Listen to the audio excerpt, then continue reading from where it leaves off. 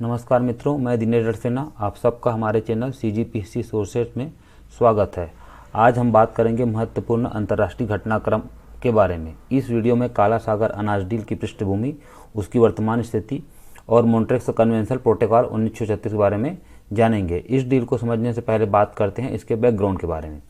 24 फरवरी 2022 को रूस द्वारा यूक्रेन पर युद्ध की घोषणा से पूरी दुनिया में खाद्य संकट का खतरा मंडराने लगा था, क्योंकि रूस द्वारा यूक्रेन के बंदरगाह के घेरेबंदी से अनाज का परिवहन ब्लॉक हो गया था, जिसके कारण दुनिया में अनाज के मूल्य बढ़ने लगे थे। डील होने तक सिर्फ यूक्रेन के बंदरगाह में लगभग 20 मिलियन टन अनाज ब्लॉक हो गया। विश्व खाद्य कार्यक्रम पर संकट आने वाला था, क्योंकि इस कार्यक्रम के तहत विश्व के 12.5 करोड़ लोगों को बांटे जाने वाले अनाज का लगभग आधा हिस्सा यूक्रेन से आता है। वह यूक्रेन से दुनिया में पोर्ट नहीं हो पा रहा था। इसके कारण खास तौर पे अफ्रीकी देशों पर भूखमरी का संकट मंडराने लगा था। दुनिया में जहां कहीं भी ऐसी परिस्थिति निर्मित होती है, मतलब जहां मानवता पर संकट आने लगता है, उसे यूएन नोटिस करते रहता है और उसका हल ढूंढने की कोशिश करते रहता है। हालांकि यूएन ने पहले तुर्की के जरिए मॉन्ट्रियल कन्वेंशन 1936 को लागू करवाकर रूस पर दबाव बनाने की कोशिश की, पर वह निष्फल हो गई। अब यह प्रयास निष्फल क्यों हुआ, उससे पहले समझते हैं कि मॉन्ट्रियल कन्वेंशन 1936 क्या है। मॉन्ट्रियल कन्वेंशन जल डमरू के शासन के संबंधित 1936 का मॉन्ट्रियल कन्वेंशन तुर्की को काला सागर के बीच जल मार्ग पर नियंत्रण प्रदान करता है। युद्ध की स्थिति में कन्वेंशन तुर्की को नौसेना युद्धपोतों के आवागमन को विनियमित करने और संघर्ष में शामिल देशों से संबंधित युद्धपोतों के लिए जल डमरू मध्य को अवरुद्ध करने का अधिकार देता है। पर इस कन्वेंशन का अनुच्छेद 19 काला सागर से लगे देशों के लिए अपवाद है, जो कि रूसी युद्धपोतों को काला सागर में प्रवेश करने या बाहर निकलने से रोकने की तुर्की की शक्ति को प्रभावी ढंग से कम करता है। इसलिए यूएन की यह कोशिश प्रभावहीन हो गई। अब फिर से आते हैं ब्लैक सी डील।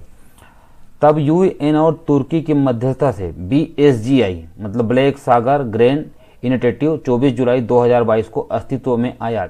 इस डील के मुताबिक 120 दिनों तक प्रभावशील रहेगा। अगर कोई भी पक्ष इस डील से न निकलना चाहे तो यह 120 दिन के लिए पुनः बढ़ जाएगा। इस डील के अनुसार यूक्रेन के 3 बंदरगाह, जिसे आप मैप में देख पा रहे हैं, 3 प्रमुख यूक्रेनी बंदरगाहों यानो, चोर्नोमोर्स्क, ओडेसा और यूजनी से अनाज परिवहन की अनुमति होगी। अब आप लोगों के मन में यह सवाल आ रहा होगा कि इन जहाजों से खतरनाक हथियार भी ले जा सकते हैं। अमेरिका यूक्रेन इस मानवीय गलियारे का उपयोग हथियार लाने ले जाने के लिए ना कर सके, इसके लिए इस्तांबुल में एक ज्वाइंट कोऑर्डिनेशन सेंटर बनाया गया है, जिसमें यूएन और इन 3 देशों के प्रतिनिधि शामिल हैं। अब आप लोगों के मन में यह भी सवाल आ रहा होगा कि समुद्री मार्ग ही परिवहन के लिए क्यों जरूरी है, हाईवे या रेलवे से भी अनाज परिवहन कर सकते हैं। आप मैप में देख सकते हैं, इसमें भी समस्या है। पहली यह कि इसमें ईंधन की खपत ज़्यादा होगी, सड़कें ठीक नहीं है, अलग अलग देशों की रेलवे की पटरियों की चौड़ाई अलग अलग है, जिससे अनाज के बोरियों को बार बार उतारना चढ़ाना पड़ता। इसलिए समुद्री रास्ते से परिवहन आवश्यक था, क्योंकि इस रास्ते से लार्ज स्केल में अनाज परिवहन संभव है और ये हुआ भी है। इस डील के प्रभाव को आप बैकग्राउंड में के देख सकते हैं। इस डील के बाद समुद्री मार्ग से 9.8 मिलियन टन का अनाज परिवहन हुआ है। इस डील के प्रभाव के बारे में बात करें तो अनाज की महंगाई में कमी आई, दुनिया के अनाज की कमी वाले देशों में भूखमरी का संकट दूर हुआ। अक्टूबर तक यह डील ठीक ठाक चल रहा था, पर 29 अक्टूबर को क्रीमिया प्रायद्वीप में स्थित यूक्रेन के बंदरगाह सेवास्तोपोल में अपने जहाजों पर हमले का हवाला देते हुए रूस ने इस डील से हटने की घोषणा कर दी, क्योंकि इससे यह डील खटाई पड़ गया, क्योंकि यह डील 19 नवंबर को खत्म हो रहा था। आसन्न खाद्य संकट के मद्देनजर पूरी दुनिया में रूस की आलोचना हुई। यूएन में भी भारत ने रूस की आलोचना की। दुनिया भर के देशों की आलोचना से रूस इस डील के लिए पुनः तैयार हो गया, जिससे यह डील 120 दिनों के लिए पुनः बढ़ गया। अगर यह डील नहीं होता और अभी पुनः रूस डील के लिए तैयार नहीं होता, तो सबसे बुरा प्रभाव विश्व खाद्य कार्यक्रम पर। अब हम समझते हैं विश्व खाद्य कार्यक्रम के महत्व के बारे में। भूख दुनिया की सबसे बड़ी विभीषिका है। यह सही समय पर भोजन न मिले तो जीवन और मृत्यु के बीच फासला घट जाता है। यूएन वर्ल्ड फूड प्रोग्राम दुनिया का अग्रणी मानवीय संगठन है, जो जीवन बचाने और जीवन को बदलने की दिशा में काम करता है। यह संगठन आपात स्थिति में मनुष्य को खाद्य सहायता प्रदान करता है और पोषण में सुधार तथा लचीलापन बनाने के लिए लगातार काम करता है। इसकी स्थापना सन 1961 में खाद्य और कृषि संगठन और संयुक्त राष्ट्र महासभा द्वारा रोम, इटली में की गई थी। यह संयुक्त राष्ट्र के सतत विकास समूह का एक अंग भी है, जो संयुक्त राष्ट्र के कार्यालयों और संगठनों का गठबंधन है, जो सतत विकास लक्ष्यों के संसाधनों को नियोजित करने पर केंद्रित है। विश्व खाद्य कार्यक्रम पूरी तरह से स्व-वित्त पोषित है।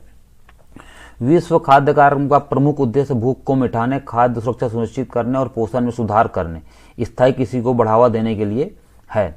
विश्व खाद्य कार्यक्रम भूख को युद्ध और संघर्ष के हथियार के रूप में इस्तेमाल होने से रोकने के प्रयासों में एक प्रेरक शक्ति।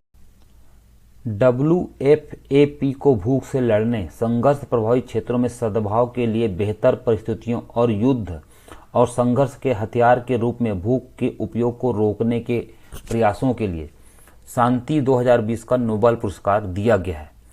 वर्ष 1901 में नोबेल शांति पुरस्कार की स्थापना के बाद WFP 28वां संगठन है जिसे यह सम्मान दिया गया है, और यह 12वां अवसर है जब संयुक्त राष्ट्र या इसकी किसी एजेंसी या इससे जुड़े किसी व्यक्ति को नोबेल शांति पुरस्कार किया गया है। अब जानते हैं इसके मुख्यालय के बारे में। इसका मुख्यालय रोम, इटली में है।